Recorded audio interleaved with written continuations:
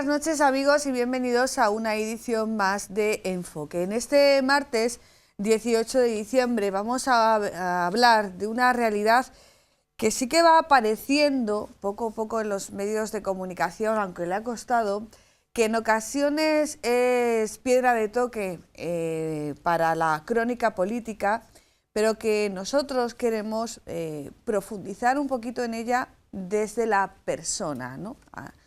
Bueno, pues teniendo la oportunidad de conocer a los protagonistas de lo que realmente está pasando en Venezuela y también conocer lo que se puede hacer desde una ciudad, desde la Archidiócesis de Toledo y lo que se está haciendo. Sobre todo para aquellos que pueden pensar que esto lo tienen que solucionar las altas instancias. Puede que una parte sí, pero todos podemos aportar algo para, bueno, pues tratar de que la vida de estos hermanos que consiguen llegar hasta nuestro país, bueno, pues sea un poquito más fácil. Vamos a ver en primer lugar nuestro vídeo. Pero había crisis, pues, que sin corrupción, que tal, por eso que le digo que siempre ha habido crisis en ese sentido, pero el país como tal económicamente marchaba bien, marchaba muy bien. Las grandes empresas o cualquiera que quisiera invertir en Venezuela, invertía y tenía éxito. O sea, estaba pleno empleo, pues, por decirlo de esa manera. En el año 98, cuando hubo las elecciones, Chávez ganó. El pueblo decía que ese era, como decirle, el que iba a salvar todo, iba a salvar a todos los venezolanos de todo. Entonces él hizo muchas promesas, pues. Y bueno, la gente le creyó, pues, y votó por él y ganó. Vivíamos bien, así como viven aquí una persona clase media que trabaja, tal, vivían con todas sus comodidades, con su propia empresa, o sea, vivíamos con todas nuestras comodidades que nosotros pudiéramos elegir, pues, ¿no? Pero ya a partir del 2013 comenzó a verse la crisis a nivel de no encontrar alimentos, de medicina, de que comenzó a desmejorar la atención médica, y así pues hasta que fue del 2013 al 2014 ya la situación estaba cada vez más grave. Conseguir, por ejemplo, un producto básico como la leche a veces no se encontraba. Podías tener el dinero porque en ese momento aún la parte económica estaba estable. Si trabajabas recibías a cambio pues, de tu esfuerzo el dinero en función de lo que tú realizabas. Pero no existía el dinero en tus manos, pero no tenías alcance al producto alimenticio. Estar en la calle andando, estabas expuesto al riesgo de que cualquier persona llegara armada simplemente por querer robarte el móvil, podría hasta asesinarte. Era eso, o sea, que era como una suerte. No me asaltaron hoy. Llegué bien al trabajo. O regresé a mi casa, gracias a Dios, regresé vivo a mi casa. Era como el contrario, ¿no? Que tú decías, oye, pero ¿cómo es posible que uno tenga que una fila para había que hacer alimentos, fila para comprar comida, para comprar medicina, y otras cositas y nosotros tratábamos de que ellas no vivieran eso, de que no supieran lo que realmente estaba sucediendo. La carencia de alimentos fue una de las razones que nos motivó a decidir que teníamos que salir del país, y la inseguridad. Y también pasó con nuestra niña y las medicinas. Nosotros tenemos 3 hijas. Yo me vine con las 2 más grandes y después al mes siguiente se vino ella con la más pequeña y con el suegro, con el padre de ella. La necesidad que teníamos ya era imperiosa de encontrar un empleo porque ya lo poquito que habíamos podido traer ya se había terminado. No teníamos cómo ya pagar el alquiler, cómo comprar comida, 3 chicas que tenían que comer. Entonces era como que bueno, vinimos de aquella situación y ahora nos encontramos con una similar. Sí. Porque realmente a la altura de nuestra edad, de nuestra vida, nunca pensamos que íbamos a emigrar. Eso nunca pasó por nuestra mente. Para nosotros viajar era viajar para disfrutar con la familia, de turismo, pero no forzadamente de la manera que nos ha tocado. Es difícil, llegó aquí a los 15 años y como dice ella, dejé todo lo que era más importante para mí, sus amigos de toda la vida, sus estudios con sus compañeros de toda la vida.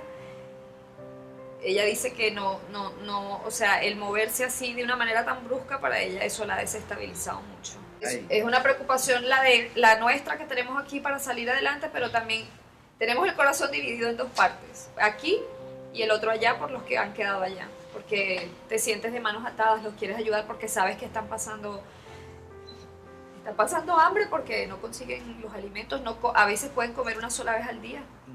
Y si tienen un constipado, que es algo tan simple, pues ni para eso hay las medicinas. Encontrarte que tienes que pagar un alquiler, tienes que pagar los servicios, tienes que comprar comida, aunque recibimos mucho apoyo de parte de Cáritas, que lo agradecemos infinitamente, pero siempre hay algún gasto o tienes que movilizarte, entonces es complicado. La comunidad venezolana ha crecido de verdad en estos últimos meses, que nos tiene impresionada la cantidad de familias que han llegado, pero tenemos también en otras partes de España que están pasando por situaciones muy difíciles por ese tema, porque no encuentran empleo, porque no tienen los papeles, o aún teniendo ya los permisos de trabajo, no. Yo estoy segura que ninguno de los que han salido porque han querido, ha sido forzado. Y esto es una prueba de fe. Para mí, todo esto que estamos viviendo es una gran prueba de fe. Decidir salir de tu país, de tu área de confort, de tu vida, es un acto de fe.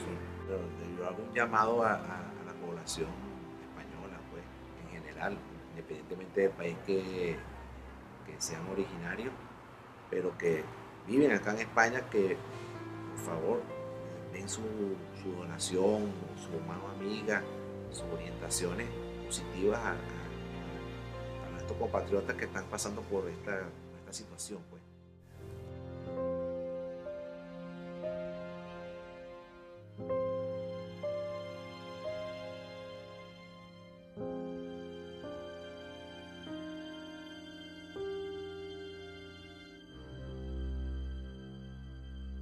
Bueno, pues hemos visto nuestro vídeo, probablemente cuando hayan visto a sus protagonistas hayan dicho, anda, pues sí, yo los he visto por aquí, por el barrio, en este caso por el barrio del Polígono, pues fíjate, yo no sabía lo que les estaba ocurriendo, ¿no? Bueno, pues ya saben, los que vivan ahí en el barrio de Santa María de Benquerencia tienen ahí un centro donde ir a aportar lo que buenamente se pueda, igual que en cualquier otro centro de Cáritas o en nuestras parroquias. Vamos a hablar ya con nuestros protagonistas. En primer lugar, vamos a presentar a Estefanía Largo. Ella es estudiante en prácticas y está desarrollando su labor de prácticas precisamente en Cáritas Diocesana. Estefanía, buenas noches. Buenas noches. Yo no sé si lo pediste tú o te asignaron Cáritas Diocesana. Lo pedí yo. Tenías una motivación, Sí. pero tú, ahora que estás, porque me has dicho que prácticamente está finalizando ya tu periodo de prácticas, volverás, seguro que volverás. ¿Te imaginabas, eras consciente de lo que ibas a hacer en este periodo de prácticas? La verdad es que no, me ha impresionado la verdad muchísimo la labor que hace Cáritas con estas personas. Creo que hacen una gran labor, que no solo se centran en darles una ayuda asistencial como puede ser de comida, de pagarlas una vivienda si lo necesitan o de ropa, sino que también ponen a su disposición todo tipo de ayudas, como puede ser pues darles de que aumenten su red social. Para ello los sábados tienen las oraciones que son de la mano de don José María, y la verdad es que son sus historias, como ahora Mariela nos pueda contar, las que llegan. A mí me impresionaron todas y me voy impresionada y con mucha pena. Bueno, pero pues seguro que vas a estar pronto, y además todos podemos ser voluntarios de Sí, Cáritas. yo soy voluntaria. Echar una mano. Bueno, casi que te ha presentado Estefanía. Mariela Largo, buenas noches. Hola, buenas noches. Eres ciudadana venezolana, tienes la nacionalidad española por tu padre.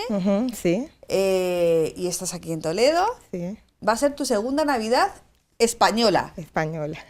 Bueno, sí, llegué aquí hace 1 año y medio. Llegué a Val de Santo Domingo. Allá me acogieron 2 familias venezolanas, amigos. Y sí, allá pasé mi primera Navidad. La pasé con uno de esas familias que me acogió. Y bueno, tratamos de hacerlo a nuestra manera, con las costumbres venezolanas, nuestra comida.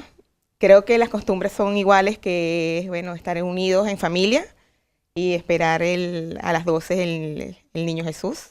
Bueno, pero cambia un poco nuestra comida. Luego, si te parece, al final del programa, como va a ser un programa en el que va a haber muchos testimonios, pues para terminar, ¿no?, con un mensaje de esperanza, con un mensaje abierto a la vida, pues luego nos cuentas cómo son esa forma venezolana de celebrar la Navidad. Mariela, ¿te parece?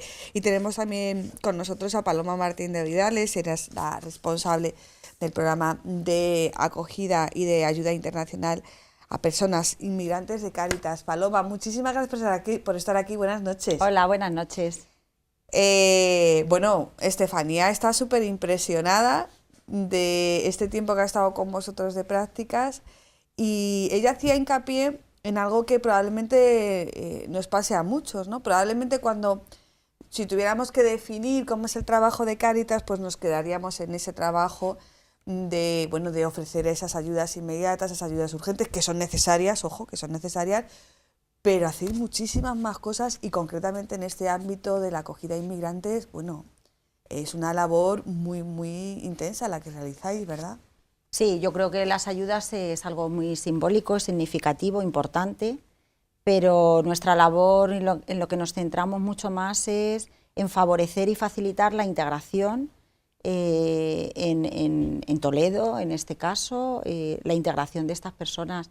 Es gente, bueno, pues que les hacemos escuelas de acogida para que, bueno, puedan conocer cómo es la organización y la ordenación de nuestro sistema público, cómo son las leyes, cómo son los contratos de trabajo, cómo son, cómo es el sistema educativo en España, cómo es el sistema público sanitario. Bueno, un poco un recorrido básico para que conozcan el funcionamiento, qué es una autonomía, qué es una diputación, qué es un ayuntamiento. Sí, claro, porque cosas muy básicas que desconocen y que les abren puertas para poder acceder a una integración bastante integral, vaya. También, no solamente eso, también estamos dedicando bastante esfuerzo desde Cáritas por la formación, desde el estudio de idiomas, el afianzamiento y estudio también de informática. Actualmente estamos dando cursos de cocina española para la inserción de la mujer en el hogar familiar, en trabajos de hogar familiar. También estamos temas de costura. Bueno, tratando de dar una formación básica que a la vez que ocupan un tiempo y aprenden una forma de funcionar que les va a ayudar a la integración en España, ¿no? En el ámbito de la inmigración, Cáritas tiene varios programas abiertos. Tiene el programa Integra, que es básicamente el que estabas definiendo, y luego tienen el programa Virgen de Coromoto, que se puso en marcha en junio de 2018 ante una necesidad. Digamos que ese fue un programa a demanda de lo que os estaba llegando a Cáritas Diocesana, que es la atención específica a ciudadanos venezolanos. ¿No es así, Paloma? Sí, en el 2017 empezamos con un programa financiado por la Unión Europea. En el 2018 tenemos un programa, Cáritas Integra, vuelve a estar financiado por la Junta de Castilla-La Mancha, y Movilidad Humana también de Madrid, de Cáritas Española. Y en este programa, de recibir personas inmigrantes, empezaron a aparecer una demanda muy alta, un grupo muy alto, muy elevado de personas venezolanas. Y bueno, ante esta realidad que nos desbordó, empezó a desbordarnos, porque nosotros tratábamos de homologar títulos, de ayudar a regularizar su situación, a las escuelas de acogida, pues empezaron a venir familias enteras solicitando una ayuda que se nos salía un poco de nuestra... Sin embargo, coincidían en que, en un encuentro personal con ellos y en una aceptación y una profundización en base a la fe, ¿no? Entonces, tuvimos un encuentro con el arzobispo, con don Braulio, tuvimos un encuentro todos ellos, un encuentro bastante enriquecedor. Empezamos a recibir mensajes también del Papa, ¿no? Donde establecían programas de estableciendo puentes con Venezuela, a lo que el arzobispo nos animó un poco a considerar no dos pueblos, sino hijos de la misma familia, hijos de Dios, y desde ahí pues empezar un trabajo conjunto. Entonces empezamos con pocas familias, me parece que entonces éramos 20 o 30 familias las que estábamos, estoy hablando de junio mayo, o sea, 6 meses atrás. Hace 6 meses, y estamos hablando que hemos triplicado esas familias a fecha de diciembre, ¿no? Entonces, bueno, pues desde ahí empezamos a trabajar con un proyecto que era Virgen de Coromoto, porque todos los años, llevamos ya 2 años que celebramos la Virgen de Coromoto, que es la patrona de Venezuela, y entonces por eso pusimos al programa ese nombre. Y bueno, pues desde este programa lo que hacemos es una atención integral, tanto social, personal, laboral, formativa y espiritual a las familias, porque estamos hablando de familias, no personas. Bueno, son muchos los ciudadanos venezolanos que han llegado a España pues, en los últimos 3-4 años. Nosotros vamos a ofrecerles a continuación un testimonio de un ciudadano venezolano que por motivos de seguridad tiene que aparecer pues velado y con la voz distorsionada, pero hemos entendido que su testimonio era necesario y vamos a verlo en primer lugar y compartirlo con todos ustedes. Mi historia es la de cualquier venezolano que sale huyendo de una narcodictadura que nos está reprimiendo. En Venezuela la crisis humanitaria, la crisis económica está consumiendo el país, a los venezolanos. Todos los días mueren personas por hambre, porque mueren en los hospitales por falta de medicamentos, mueren a mano de Lampa incluso mueren a manos de los organismos del Estado represivo. Y esa es la historia de cualquier venezolano. Cuando escuchamos a algún venezolano es nuestra historia, con algunos detalles que puedan cambiar, pero salimos de Venezuela porque tenemos una necesidad de generar, de buscar la forma de cómo ayudar a nuestros compatriotas, a nuestros familiares que quedan en Venezuela.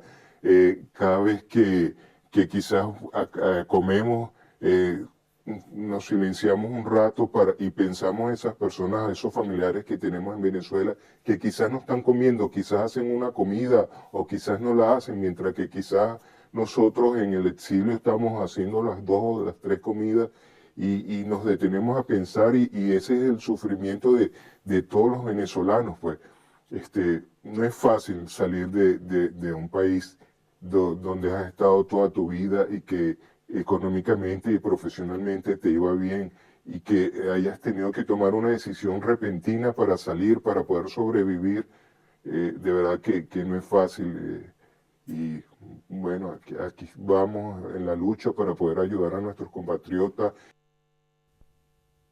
Bueno, Mariela, este testimonio de este paisano tuyo, de este venezolano, nos comentabas antes, porque lo hemos estado visionando, que esto es lo que está pasando allí, ¿no?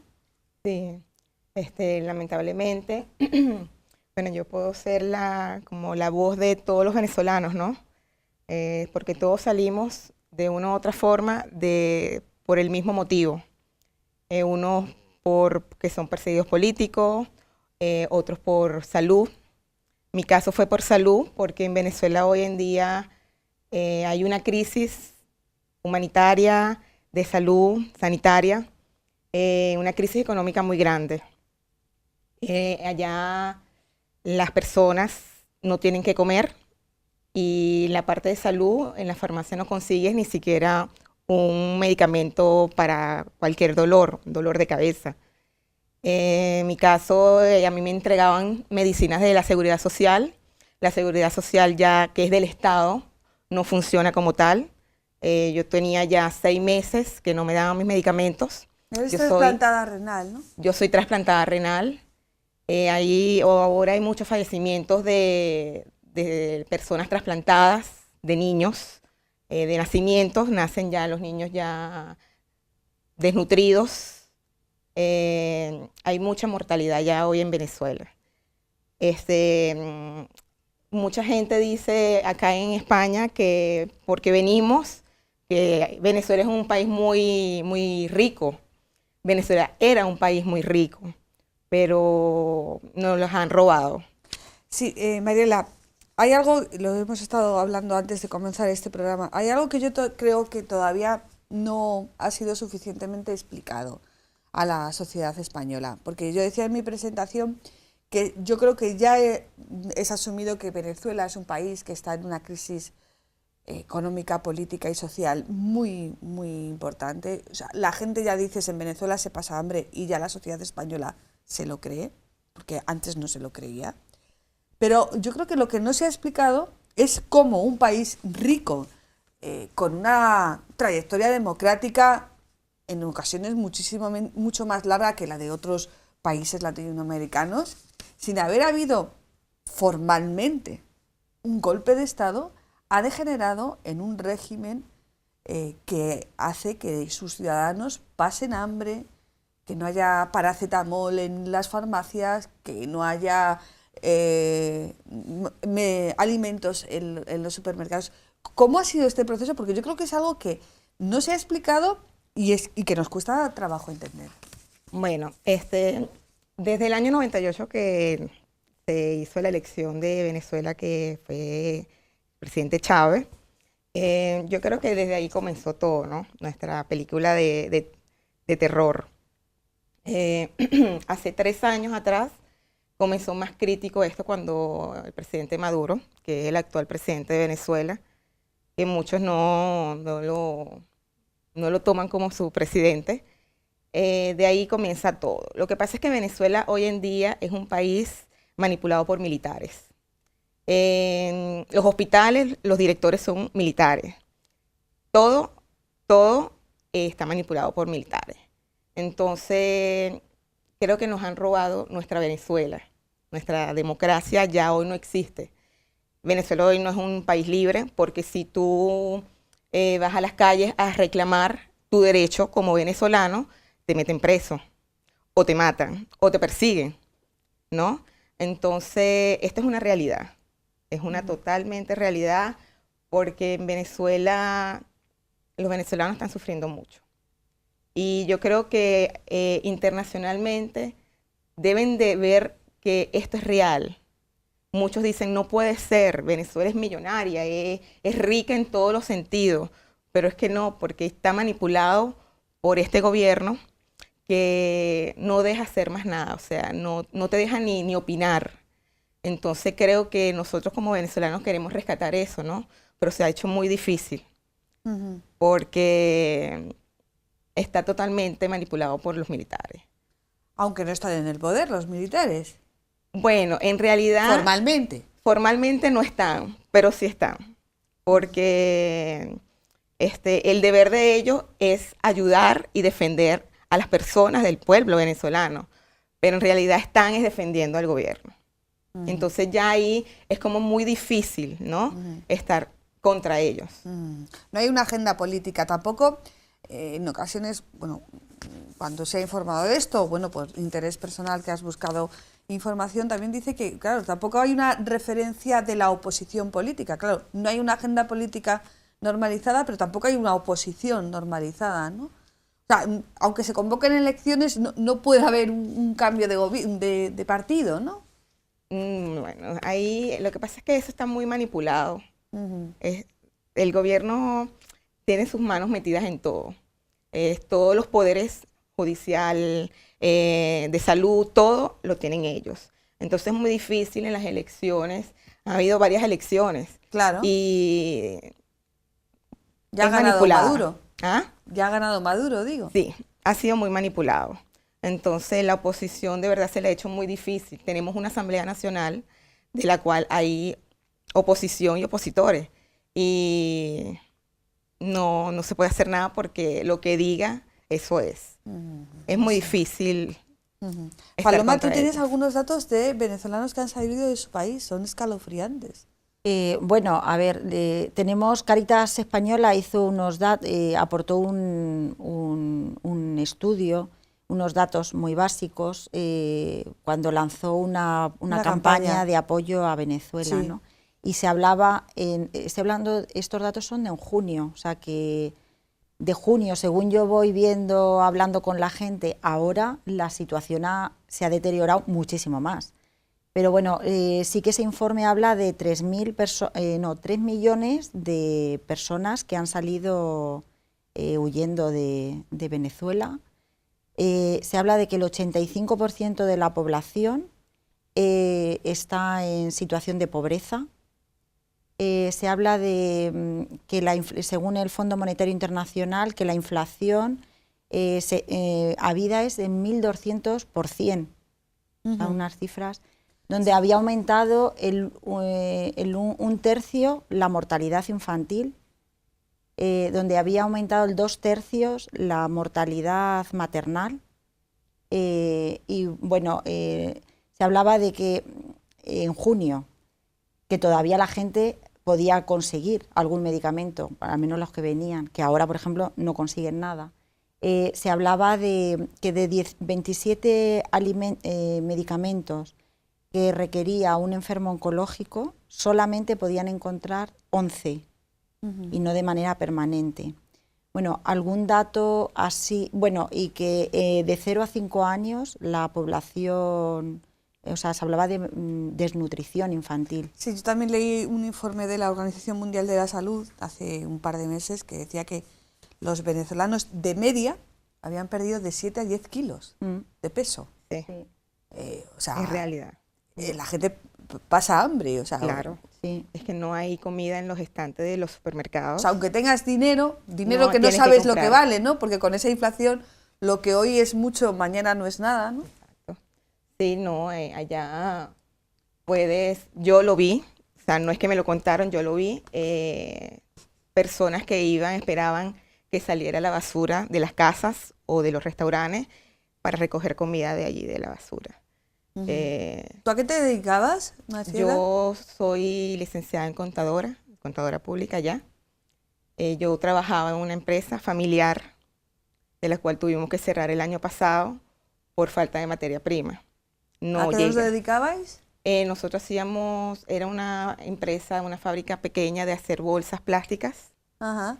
y no teníamos materia prima.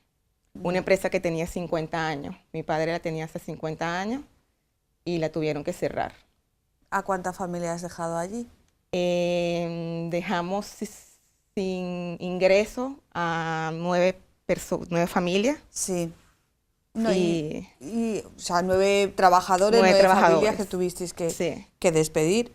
Pero tu familia, ¿habéis podido venir todos? No, me tuve que venir yo únicamente, toda mi familia está allá, que la han pasado porque ese era el medio de ingreso de nosotros. Y Bueno, te has venido con tu marido y con tu hija. me vine con mi marido y mi hija, sí. Claro, pero Maciela, los que podéis salir sois relativamente afortunados. Sí, dentro de la totalmente. desgracia que supone salir de un país, ¿no? Totalmente. Lo que pasa es que los pasajes son muy elevados, el costo muy elevado.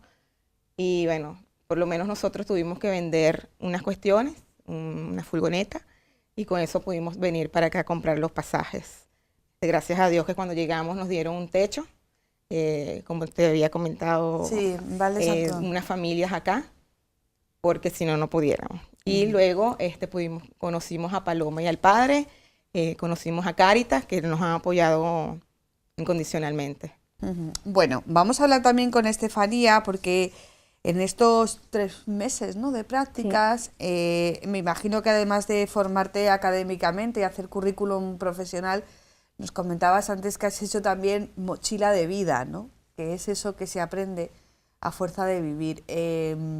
Probablemente, yo no sé si tú eras conocedora de la situación que se vivía en Venezuela o tenías una información pues más allá de lo que sacan los medios de comunicación. ¿A ti te ha costado lágrimas hablar con...? A mí sí. Yo siempre digo que yo conocía lo que se dice en los medios de comunicación, que es poco y yo creo que es un poco distorsionado.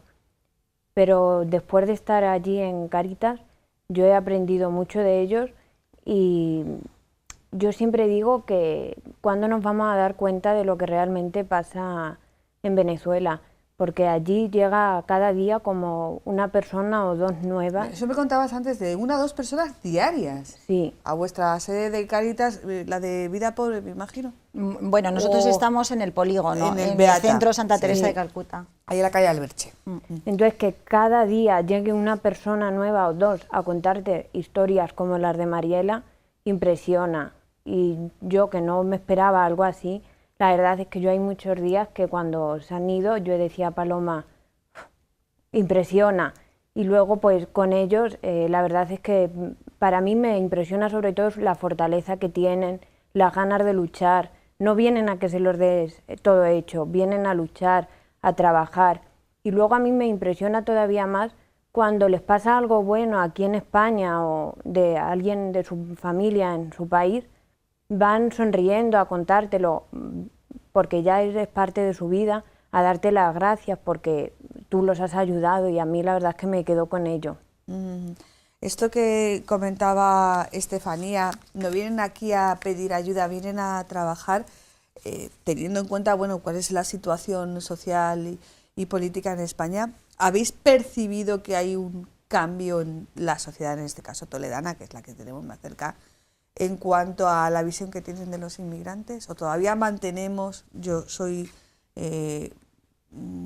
defensora de que yo creo que somos una sociedad abierta, una sociedad solidaria, una sociedad generosa con los demás? ¿O hay algún atisbo de que podemos estar cambiando? Paloma. Bueno, no sé, a lo mejor esa pregunta iba más dirigida a ellos, Luego se la ¿no? voy a hacer. Mariela, prepáratela. Porque, a ver, yo lo que veo es que, bueno, ellos a mí no, a ver, no me comentan que sientan rechazo, al revés, yo creo que se sienten acogidos, se sienten... El tema está en que ellos vienen a trabajar y... Dos cosas, muchos no tienen permiso de trabajo, con lo cual no pueden trabajar, pero tienen que seguir viviendo, con lo cual entramos en mercados de trabajo de economía sumergida como forma de subsistencia. Y luego mucha gente que puede trabajar se enfrentan a las mismas dificultades de búsqueda y de encontrar trabajo que nos encontramos cualquier persona autóctona. Quiero decir, que bueno, pues que hay unos niveles de paro altos, aunque yo creo que estamos un poquito remontando, o sea, que hay gente la gente que tiene permiso y tal, empieza a trabajar, en el momento que trabaja, pues su vida es una vida totalmente normalizada, son inmigrantes totalmente normalizados, y quiero decir que no provienen de exclusión social, tienen unas raíces culturales también muy similares a las españolas, y bueno, pues no tienen mucha dificultad. El tema está en que el 90% de los inmigrantes solicitan protección internacional. No a todos ellos, o sea, de entrada se les va aceptando y entran en... Sí, pero el porcentaje de solicitudes que definitivamente son aceptadas es muy bajo en España, no llega al 10%. No, es un porcentaje muy, muy bajo el que se concede. Entonces, y aparte bueno, que el trámite es larguísimo. Bueno, muy largo, y aparte, bueno, Accen es la entidad que está encargada de hacer la primera acogida de inmigrantes de protección internacional. Y bueno, es que estamos todas las entidades desbordadas. Sí, desbordadas. ¿Has sentido rechazo, Mariela? No, de verdad he sentido bastante apoyo. En la parte laboral es un poco difícil, ¿no?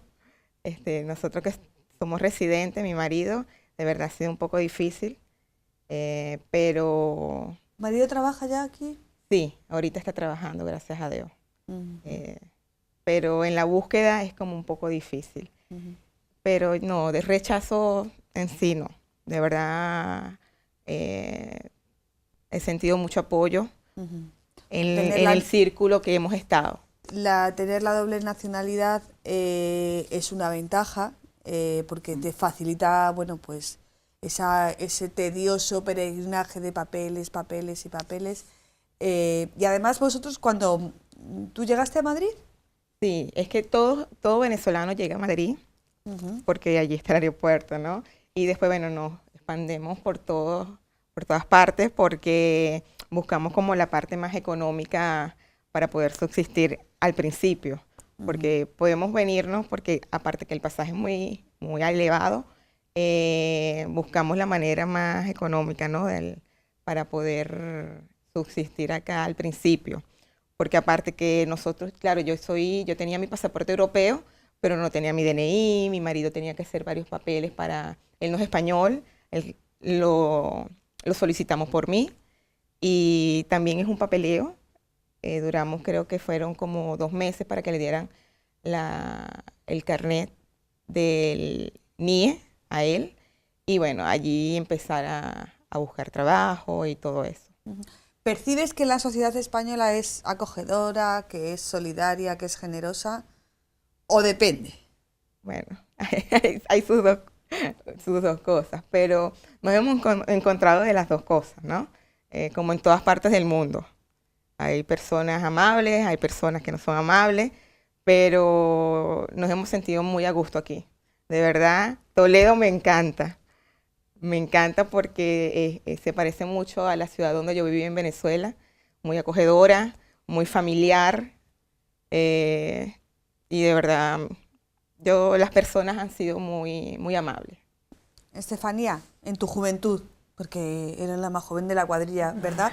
Paloma, tú estás percibiendo que hay una realidad y luego hay porque en ocasiones cuando se hacen este tipo de estudios, encuestas y tal, hay mucha gente que dice, no, yo no quiero que vengan inmigrantes, pero bueno, yo los que conozco me llevo bien con ellos, hay como una especie de doble vara. ¿Tú percibes que por un lado hay una imagen del inmigrante y por otro lado hay una realidad de lo que el inmigrante supone? Yo creo que sí, yo creo que hay cierto rechazo hacia los inmigrantes, pero porque tampoco se conoce la realidad real. O sea, yo creo que muchas personas consideran que vienen aquí a que se lo den todo hecho, a decir, bueno, pues yo me voy allí y que me den una ayuda y yo vivo con esa ayuda y ya está. Y yo es lo que digo, yo con todas las personas que he tratado en Cáritas, vienen a trabajar, no pretenden que nada se lo den hecho, y cuando vienen y les das algo que es lo mínimo, son súper agradecidos y siempre te lo agradecen con una sonrisa. Yo me quedo con que cada mañana que he ido a Cáritas he recibido una sonrisa y me voy a mi casa súper feliz. Mariela, por ejemplo, a mí siempre que me ve le falta el tiempo para darme un abrazo.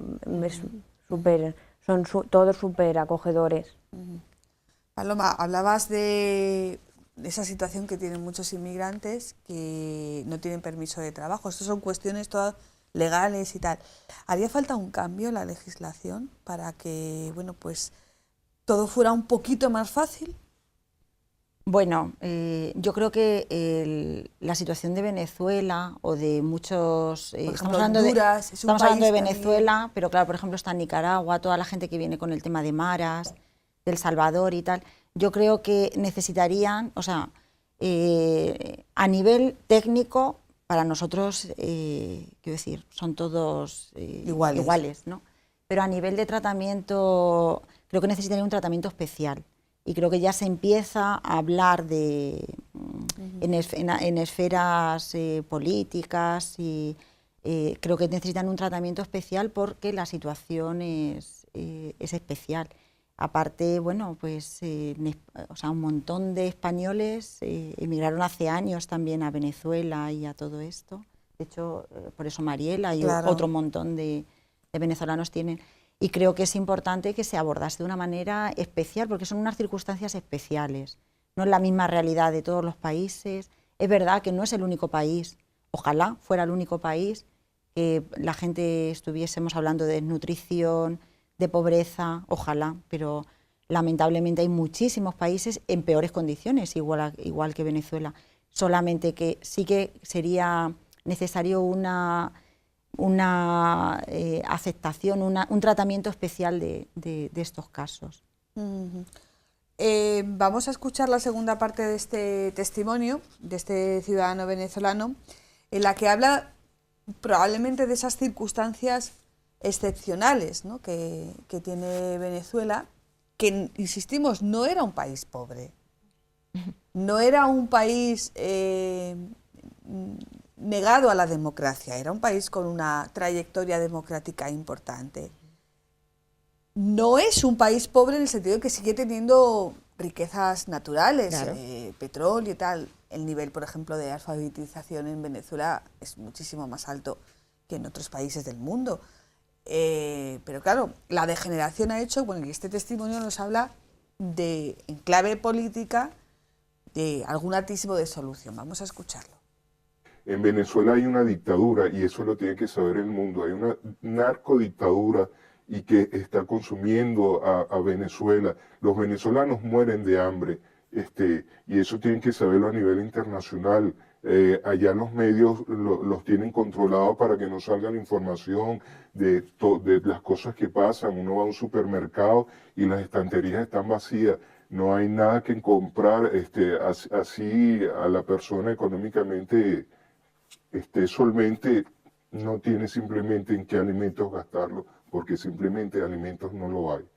En Venezuela en los últimos años han acabado aproximadamente como en el 60-70% tanto del comercio como de la industria, a pesar de que Venezuela es conocido como un país muy rico por su petróleo. Realmente lo han consumido en estos 18 años y lo han llevado a una ruina. La única ayuda que podría ayudarnos realmente es que fuera de las fronteras de Venezuela internacionalmente nos ayuden a salir de esta crisis, porque son muchos años de lucha en Venezuela y no se ha podido, la gente en la calle luchando, los matan y no se ha podido, son 18 años de lucha en la calle y no se ha podido. Entonces yo creo que la única salida que tiene Venezuela es internacional, pues que alcemos todas nuestras voces para que se sepa en el mundo que en Venezuela hay una dictadura y que está acabando con los venezolanos. Bueno, hablaba de esa intervención internacional. Bueno, cuando hablamos de intervención internacional no tiene que ser necesariamente una intervención militar. Ha habido escasos casos, pero bueno, ha habido algunos escenarios en los que se ha intervenido de otra manera. Mariela, ¿tú crees que la única solución ha de venir de fuera? No. Bueno, en parte, ¿no? Yo creo que lo que mi compañero estaba queriendo decir de internacional es que en la ayuda humanitaria también, ¿no? En parte. Porque Venezuela está en crisis totalmente. Y bueno, él dice internacional porque, como te lo dije, eso está tomado por los militares. Y es una dictadura disfrazada, ¿no? Porque se dice democracia para ellos, pero es una dictadura para el país. Porque si no puedes opinar y no tienes nada, no tienes alimentos, no tienes nada, creo que es una dictadura disfrazada. Y sí se necesita, de verdad, sí se necesita una ayuda internacional y que el mensaje que llegue a cada rincón de todos los países, porque los venezolanos no nada más están viniendo nada más a España, están yéndose a todas partes del mundo. De 3,5 millones, has dicho, Paloma, ¿no? De personas, ¿no? Que han salido, es muchísimo. Muchísimas personas han salido a Estados Unidos, a Ecuador, a Perú, a Colombia, que es la parte más cercana que está en Venezuela, y se van caminando. Ponen su vida para ir a otro país. Entonces, sí está pasando algo en Venezuela. Muchas partes dicen que no, pero sí está pasando algo en Venezuela. Lo que pasa que, bueno, Cáritas Internacional ha tenido también muchos problemas con las ayudas humanitarias. Pero es que el país, yo creo que Venezuela no aceptaba ayuda humanitaria porque consideraba que, o sea, porque lo que Hombre, es que aceptar ayuda humanitaria es reconocer que el país es un fracaso. Que está en crisis económica. Sin embargo, hace poco salió una noticia de que se había destinado, la ONU había destinado 8 millones de euros para ayuda humanitaria a Venezuela. Lo que pasa es que aún, al menos la gente con la que nosotros hablamos, aún no lo está recibiendo porque eso tarda en gestionar. Claro, no, y aún es como para aceptar ellos que hay una crisis en Venezuela, claro, no lo van a aceptar. Y si se consigue que llegue esa ayuda humanitaria, pero no hay una garantía de que haya unos canales limpios de reparto y distribución de esa ayuda humanitaria, y bueno, pues se queden en el camino o en corruptelas varias, pues claro, es que tiene que haber un cambio político. Claro, definitivamente. Desde luego, por lo que cuentan, hay una voluntad social de cambiar políticamente lo que está pasando, ¿no? Lo que pasa es que se tendrán que dar. De todas maneras, yo sí que apoyo el testimonio, creo que es necesaria, creo que empieza a ser necesaria una intervención internacional para que el país pueda remontar, para que se articule procesos de ayuda humanitaria y de reconstrucción de un país, ¿no? De reconstrucción de una sanidad, de reconstrucción de una educación a la que a fecha de hoy el 50% de los niños no acuden porque no tienen ni que comer, ni tienen seguridad en el traslado, ni medios de ir. Entonces creo que no es se puede hacer necesario... una vida normal ahora mismo en Venezuela. O sea, la gente no se levanta, se va a trabajar, las mamás no se levantan. Es que no hay ya lo que era el transporte público, ya no existe. Ahora el transporte público son unos camiones, creo que aquí le dicen furgonetas, ¿no? Que no llevan nada atrás y las personas se montan atrás como los animales. Ese ahora es el transporte público de Venezuela, porque no hay repuestos para los carros, ¿no? O sea, hay una crisis económica muy grave en Venezuela. Sí, a nosotros nos comentan gente que tienen gas, tienen luz, sin embargo están cocinando con lo que van rescatando de leña, porque les han cortado el suministro de agua, les han cortado el suministro de gas, a pesar de que sus casas, yo he visto las casas que me han enseñado en fotos y ya quisiera yo tenerlas aquí, ¿eh? O sea, claro. Espectaculares, pero no tienen suministros, no tienen, quiero decir, no, la gente va por agua para poder beber. Han vuelto enfermedades que ya no existían. Ha vuelto el paludismo, el raquitismo, la tuberculosis, o sea, enfermedades que no existían han vuelto porque no hay ni calidad en los pocos o escasos servicios que hay. Es como una especie de pesadilla, ¿no, Mariela? Es una pesadilla. Estamos viviendo una pesadilla en Venezuela. Esa pesadilla comenzó desde el 98, pero se incrementó hace 3 años, 4 años atrás, cuando Maduro empezó a destruir totalmente Venezuela. Bueno, pues estamos en los últimos minutos. Esperamos que se despierte del sueño, y empleo este verbo porque se tiene que despertar en Venezuela, pero en el resto del mundo yo creo que también tenemos que... A ti cuando en clave política, en la agenda política nacional, cuando nuestros políticos, ya menos, yo creo que ya hay pocos políticos que osen en decir que todo lo que están contando de Venezuela es mentira, pero seguro en el tiempo que llevas en España lo has oído. ¿A ti qué te pasa por el cuerpo, ¿no? Cuando dicen en Venezuela no hay hambre? Mira, uno tiene su familia allá. La mayoría de los venezolanos que estamos acá tenemos familias allá. Y nos da un dolor inmenso cuando dicen en Venezuela no hay hambre, porque tenemos familias allá cuando sabemos que están pasando de todo. Disculpa, bueno, pero es un dolor muy grande, porque tú sabes que aquí tú estás comiendo y no sabes que están comiendo tus familiares allá. Mi sobrino, mi madre está allá, mis hermanos, y cada vez yo le pido a Dios que esto cambie, que tengo toda la fe del mundo que va a cambiar, porque esa es la... Seguro que sí, seguro que sí. No podemos olvidarnos de una cosa, que lo tengo aquí anotado, Paloma. El día 29 de diciembre hay una celebración especial, cuéntanos. Sí, bueno, llevamos ya 3 años celebrando la Navidad con los inmigrantes que estén viviendo en Toledo, o en los pueblos de alrededor, o en ciudades que vivan por aquí, y bueno, les invitamos a celebrar la Navidad juntos. Entonces este año, el día 29, que es sábado, vamos a hacer una celebración de la Navidad diferente. Hemos quedado a las 5 en la Puerta Bisagra y vamos a hacer un recorrido por los belenes de la ciudad. Bueno, vamos a visitar a pie algunos de los belenes y luego vamos a terminar con una adoración en Santa Casilda, que vamos a ver el Belén de Santa Casilda, que es muy bonito también. Y vamos a terminar con una celebración de una adoración al niño y luego vamos a hacer una chocolatada típica. Bueno, un chocolate con churros, ahí comiéndolo todos en familia y bueno, pues disfrutando y celebrando la Navidad, los buenos momentos que tenemos. Bueno, hemos quedado, Mariela, ya mejor. Sí. Yo lo siento haberte hecho pasar este rato. No, no te preocupes. Hemos quedado que nos ibas a contar cómo es la Navidad en Venezuela. No sé, Mira, los venezolanos somos muy alegres. Sí. Muchísimo.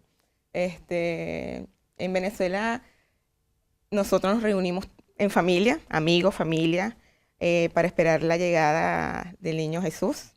Nosotros hacemos una cena en familia. ¿Qué cenáis? ¿Ah? ¿Qué cenáis? Nuestra cena tradicional, que es la yaca, una especie de... se hace con harina de maíz.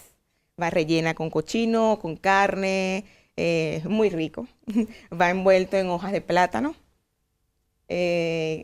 Nuestra ensalada de gallina, que es papa, zanahoria y gallina. Y nuestro pernil. ¿Qué es pernil? El pernil, no sé cómo lo llamarán aquí, es la parte del cochino, para la pierna de cochino. La paletilla. Ajá, eso es rellena y bueno, de verdad... Ese momento es muy especial para nosotros. Para mí el 24 es especial, de verdad. Y aquí en Toledo, bueno, vamos a tratar de hacerlo en familia venezolana, el 24 allí en Santa Teresa, sí. Bueno, pues nosotros, bueno, pues te damos las gracias.